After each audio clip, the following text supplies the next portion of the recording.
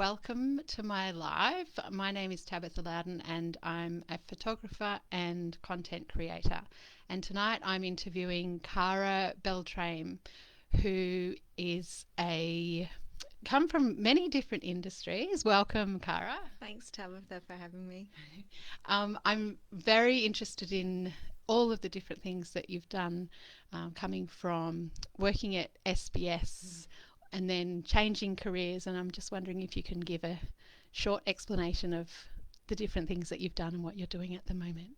Yeah, music and sound was my first passion, so I decided to get a Bachelor of Music when I was 21 and then worked in radio for 20 odd years, and SBS was part of that for 16 years actually, in broadcast engineering and transmission. And then I'd studied a few different healing modalities and I decided that hypnotherapy and NLP was the way to go. Yeah, they sound very interesting, and I come from a family with a few scientists, and so I'm always interested in the way, just watching the way that we think about the world, and it seems to change, every 100 years or a few hundred years. There's new things that we find out about, and it changes the way the whole of humanity looks at the world and understands the world. And what interests me is that as we find out new things and go into new areas, we have to kind of come up with these new ways to describe what we're looking at and how things work. And so I'm wondering if you can talk a little bit about what the unconscious looks like, or how do you describe it, how you view it, and how that relates to how much we need to know about exactly how things work, or whether sometimes we can just see the results that we're getting and have faith that there is some explanation, but we might not know the explanation yet. Well, as a hypnotherapist and neurolinguistic coach, I work with the conscious and unconscious mind. And so I think it's good to differentiate them by, we kind of really know what the conscious mind is.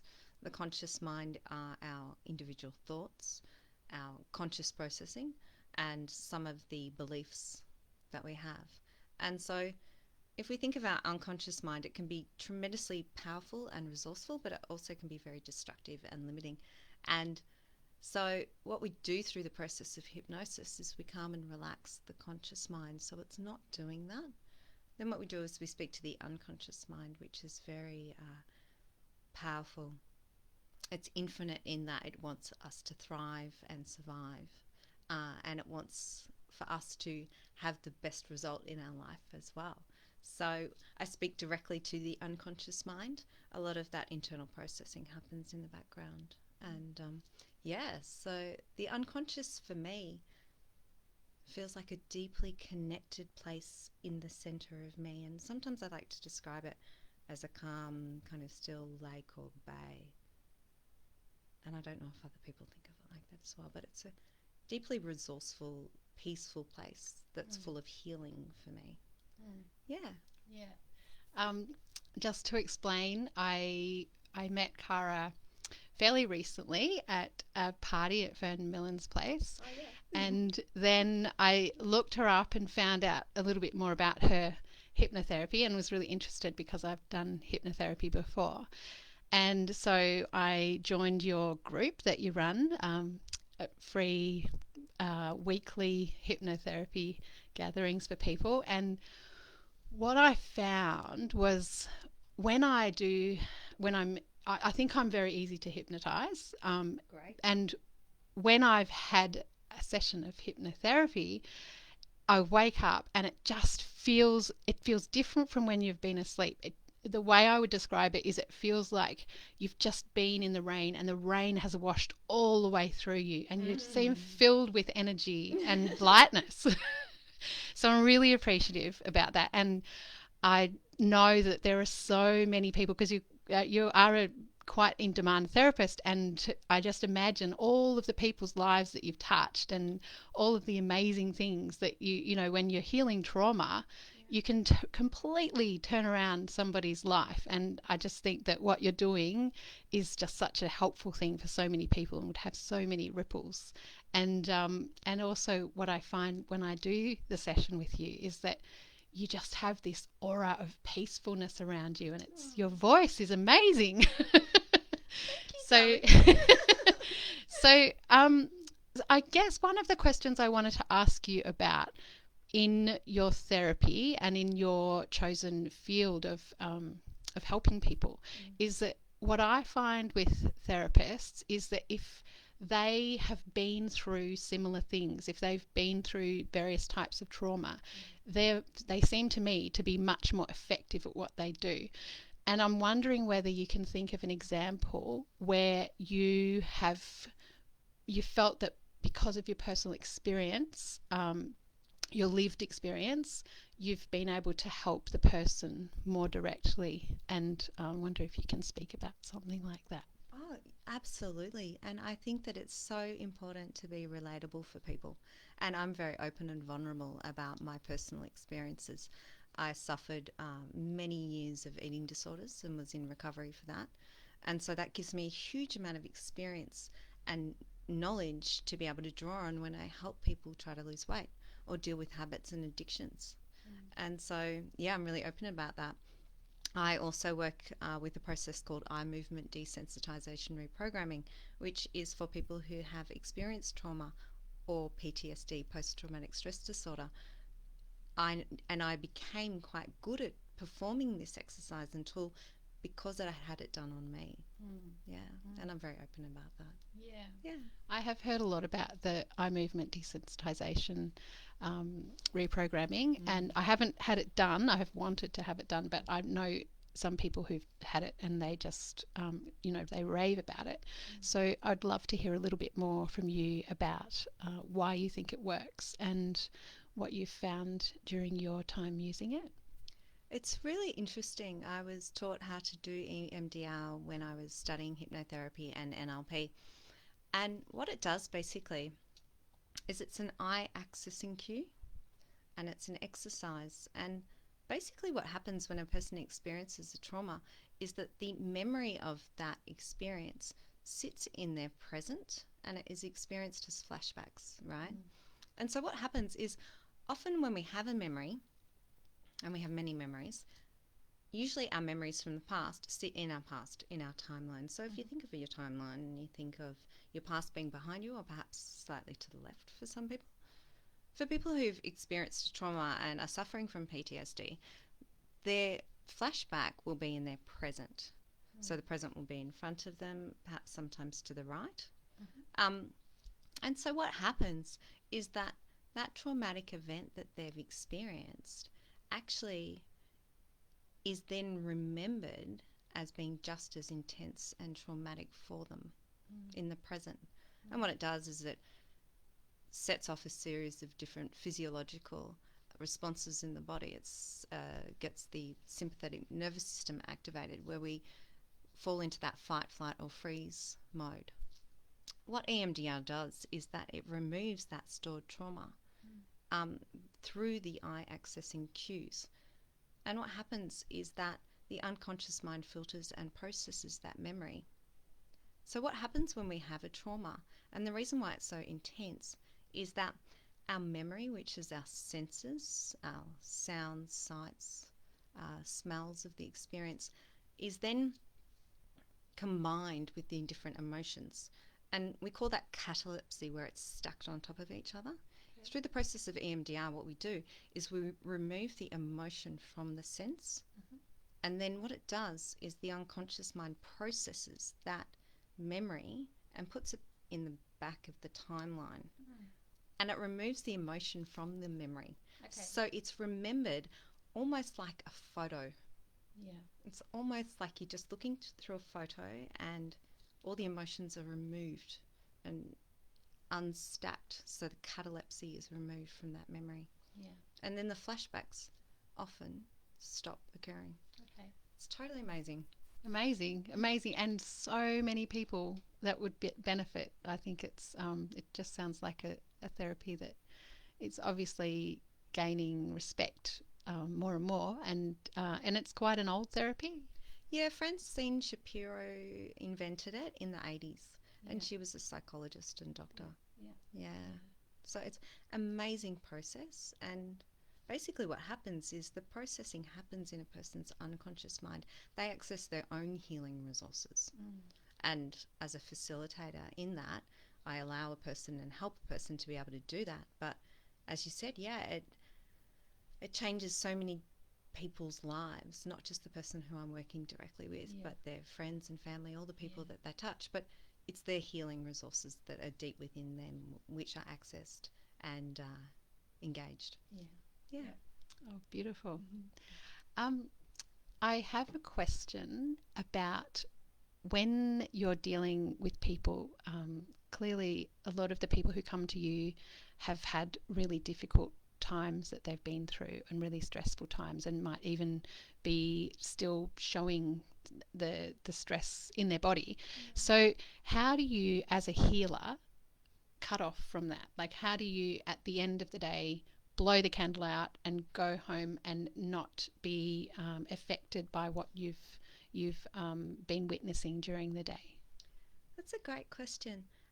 Because I am an empath, I do take on board experiences quite strongly, but I've had to learn how to reclaim and retrieve my energy. Yeah.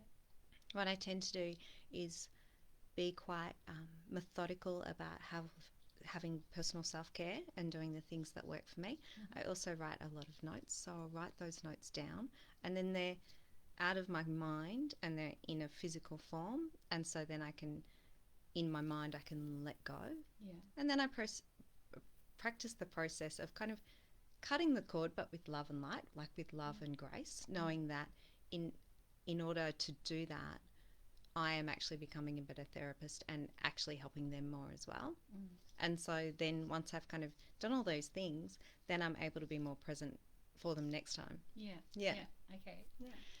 During this time where people have been stuck at home and in Melbourne, not allowed to go out after 8 o'clock, not be able to connect in with the communities that they are used to connecting in with, sometimes not doing so much exercise or having big financial changes. What are some of the things that you have seen in the people that you work with, and can you give any good examples of things that people can do in their own home to help them through this time? Oh, that's a great question. Obviously, people are experiencing more anxiety and depression, more stress, and also looking and relying on those habits that they might have formed, which are unresourceful, in order to deal with their present situation. So those habits could be eating more or drinking more or, drug taking, whatever it might be. Yeah. And that contributes to those experiences of anxiety and depression and stress, and it becomes kind of like a cycle. Obviously, there are so many different self-care practices that people can employ, some that are quite universal, but things that are also quite personal to someone. But things like practicing the tool of the emotional freedom technique, I think, is a really, really good one, Yeah. which is a tool that I basically guide all of my clients into practicing. So for those of you who don't know about the emotional freedom technique, it's called EFT for short, and it's a tapping tool where we tap into different meridians and parts of the body, Yeah. basically on the head and face. And when it's coupled with using positive affirmations or affirmations around acceptance, what happens is that we are able to remove the unresourceful and limiting beliefs that a person might have about themselves based on their continued failure to achieve a goal or to change the way that they would like, something that they'd really like to change. Or if they're continually faced by a challenging situation, the pressures of working from home or homeschooling at the same time, or those financial pressures. So when we create affirmations around accepting our current state and the emotions associated with them, that's when we can create the change that we want. People often think that when we become aware of a particular emotion or thought that is limiting, that then we need to change it by taking an action. Usually when we fall into the process of wanting to change an action, we choose an action that is limiting or unresourceful, that further creates stress. And that could be eating more or drinking more or whatever it might be, something that doesn't boost our self-confidence or self-esteem, our self-belief in who we are and our ability to make positive and empowering choices for ourselves. Yeah. So when we employ the tool of acceptance, we have the awareness, we cultivate acceptance, radical self-acceptance for who we are and where we're at that point in time. And then when we practice the tool of emotional freedom technique, while repeating positive affirmations around acceptance, most likely what happens is a person is able to choose a really powerful and resourceful action to change their lives. And that action could just be practicing the emotional freedom technique, or perhaps listening to a guided meditation, or doing some sort of self-care. Or it could be, oh yeah, I'm going to stop eating the chocolate and I'm going to go for a walk. Yeah. Or I'm going to put down the drink and I'm going to have a cup of tea and I'm going to phone a friend. Yeah. There could be so many things. But sometimes it's just about becoming accepting of exactly where we are at that time. It's okay that I feel this emotion. It's okay that I want to eat a block of chocolate. Really fundamentally very self-accepting around that stuff. And accepting of the things that aren't just desirable and positive, but really accepting of the stuff that we wish wasn't there and keeps coming back for us. Yeah. Which is often formulates our habits. Yeah. Beautiful. So changing those neural pathways. Absolutely. And it's proven that when we practice this tool, within 21 days we create new beliefs, positive beliefs. Within 3 months of practicing this tool various times a day, those negative beliefs are erased and our new affirmation become our new beliefs. And that's that's neuroscience. It's incredible. Yeah. The idea of that just blows my mind. And I've got good experience in that it actually works for me too. Yeah, beautiful. Thank you. One of the things that I have noticed about you is that you started off doing music and singing, and you're involved with lots of singing, and then you've come back and now using your voice again, and you've got a beautiful voice. Thank you. So I'm just wondering if you can talk a little bit about the power of the voice, because we have sort of transitioned our world so that a lot of our communication is through typing, and we don't hear people's voices so much. And I think voices are so important. I find voices captivating. So I'm just wondering if you can talk a little bit about the healing qualities of the voice and any other ideas you have on the voice. That's a fantastic question. I don't often think about it, although I'm just as magnetized by it. When I worked at SBS in broadcast engineering and operations, I would also do quite a bit of voiceover work. And there are so many people who I used to admire. They would be able to read 30 minutes of scripts without stumbling at all. Yeah. And in the very early stages, I wasn't very good at it. And then, like many things, and this is a tool that works well for so many different things, I would apply the mindset and the technique of people who I admired. So I studied their voices. I edited their voices for hours and hours and hours on end. And I would read a script and I'd think, how would Margarita say this? And then I'd say it like Margarita and I'd just be like, that's bizarre. And it was just from there. But I really love working with the voice, and I love communicating, and I love putting passion into the way I say things, but also to enunciate and articulate in different ways that create meaning for a person. Yeah, because it's all about how we internally process stuff. Yeah.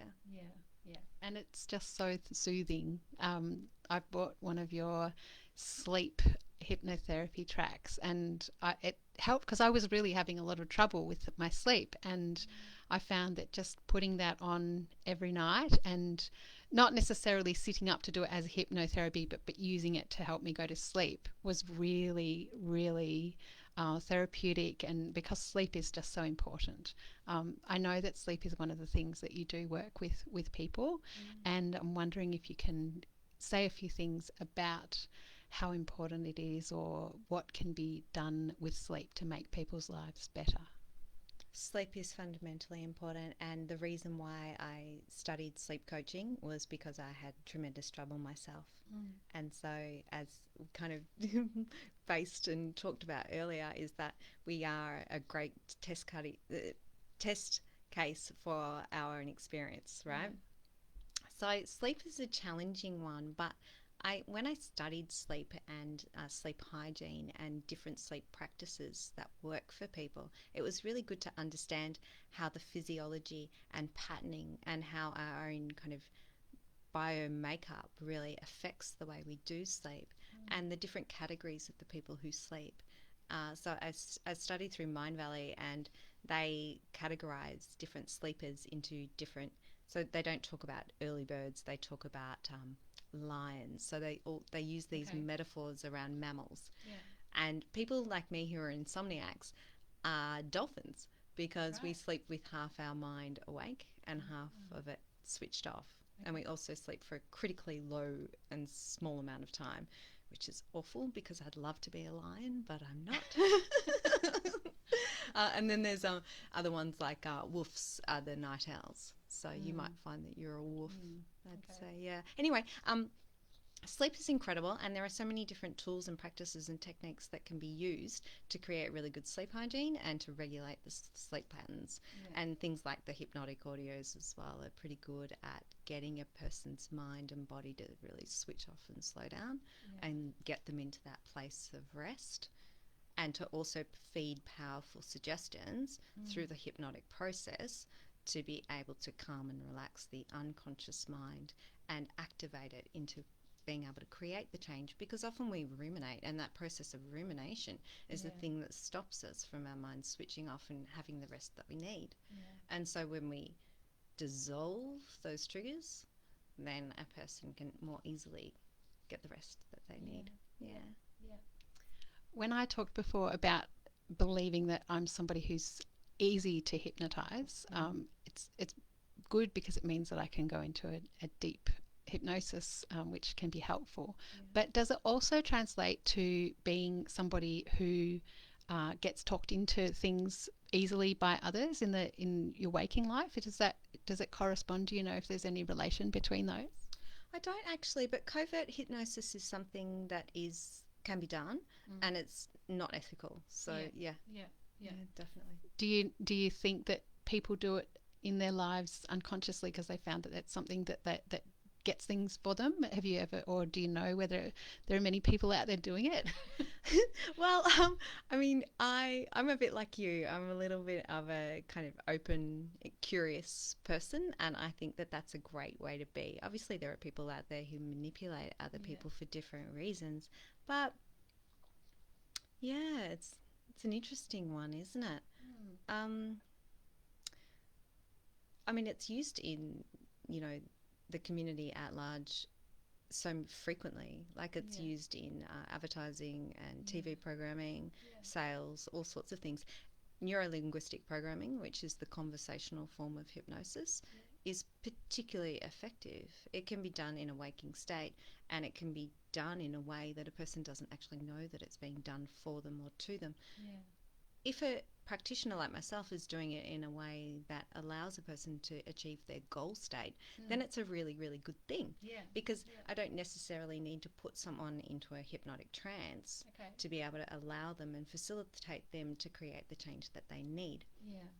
But again, if it's done in a covert way, then that's just unethical, and it's bad karma.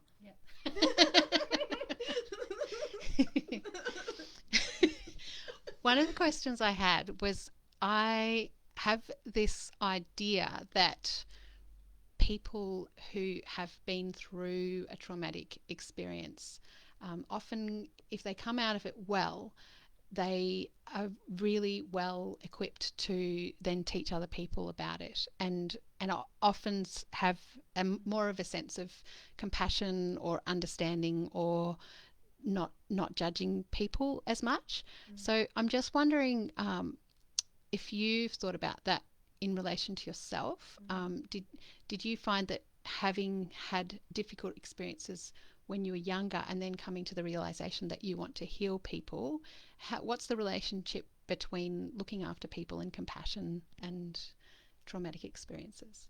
I think that's a great question. I do identify in the archetype of the wounded healer because there is so much about me that is obviously a work in progress. Like, I'm human as well, obviously. So I think we all have that experience. Having self-compassion is such a fundamental part of accepting who we are and where we've come from. I like to think of it in terms of a timeline scale. So often the parts of us that need healing are our inner child for various different reasons. A lot of our conditioning occurs between the ages of 0 to 7. Yeah. And so many times if I'm having an experience where I'm feeling fear or anxiety or stress or worry or doubt, any negative or limiting emotion, it's usually part of my inner child. Yeah. So part of that self-compassion and self-love is to visualize the child that I am within and to emotionally take care of myself in that time. And it's easy to do it when I visualize myself as someone different to the present day version of me. But the reason why I think it's so effective, not only for my own personal fulfillment and happiness and freedom, joy, peace, whatever they might be, but also because I like to think of the future version of me and think that the present day me who's taking care of the past version of me is actually putting money in the bank for the future version of me. I'm rewriting my future, and the future version of me is going to be happier, obviously, because I'm taking care of myself in the present moment.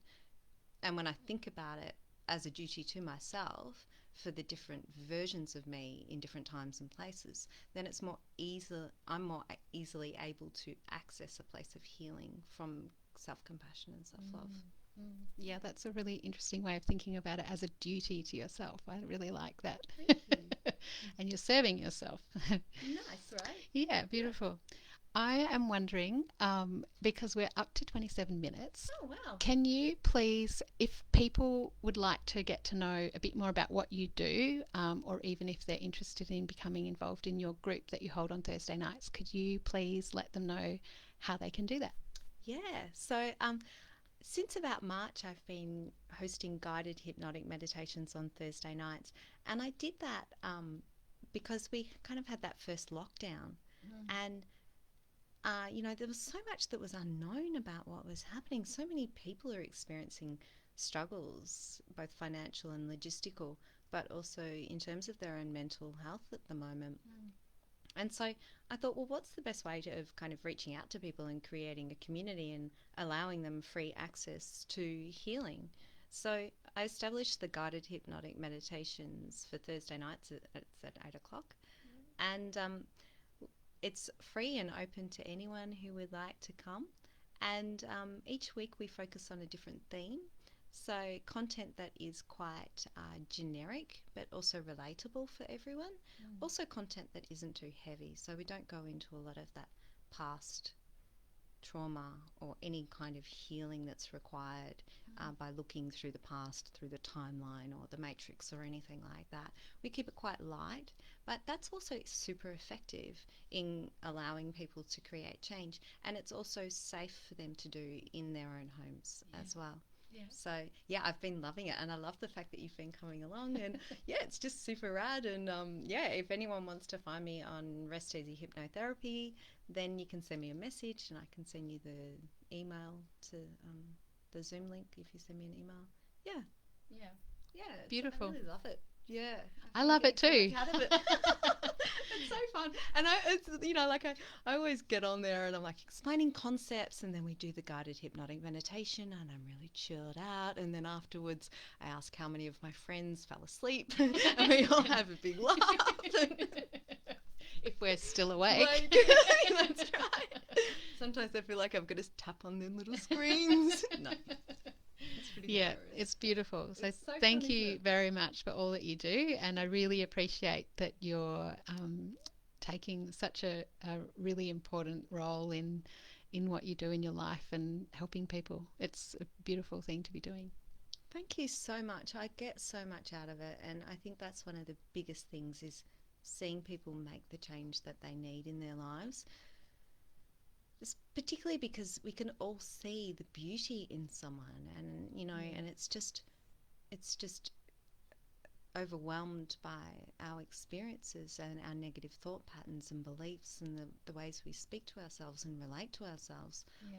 And I feel like if I can remove some of that, then other people can as well. And seeing them have the change that they want, or at least regain a form of hope within themselves that they actually are, fixable, and that, that people aren't broken. We're all, beautiful, and when they can start seeing that, and they can have that faith and trust in themselves and the power of their unconscious mind, and the healer within, then that is so immensely fulfilling for me, and I'm so grateful that I get to do that for people, and that I've been able to work in clinics during this time of COVID as well. I'm so lucky as a hypnotherapist and NLP coach that it's considered an essential service. Well, I think that's what it is, because when you're in those times, you do kind of forget who you really are. And so it seems to me that what you're doing is you're creating a space so that people can come back and remember what that beautiful essential being is, who they are, but who they're then able to live in again. And that's really beautiful. Thank you. I see a lot of that, and it's so interesting, and it's beautiful the way you describe that, because often if a person, even in their first session, after we've worked through tools and exercises for them to practice at home, once I've guided them into a hypnotic trance, weave and design a story that is relatable for them, and then design suggestions that are actually allowing them to achieve their goal state.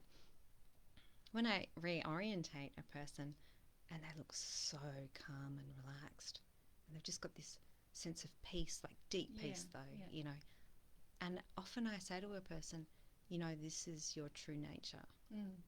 This is your divine self. That is what you're experiencing right now. And it's almost like a light bulb goes off and they go, oh yeah, this is me. It's like, this is what happens. And if people, I have forgotten to look for questions, but if people have questions and put the questions down after the interview, are you happy to go back later and have a look at the questions and answer them? That would be an absolute pleasure. Anytime. Beautiful. Thank you so much, Cara. I really appreciate it. Thanks, Tabitha.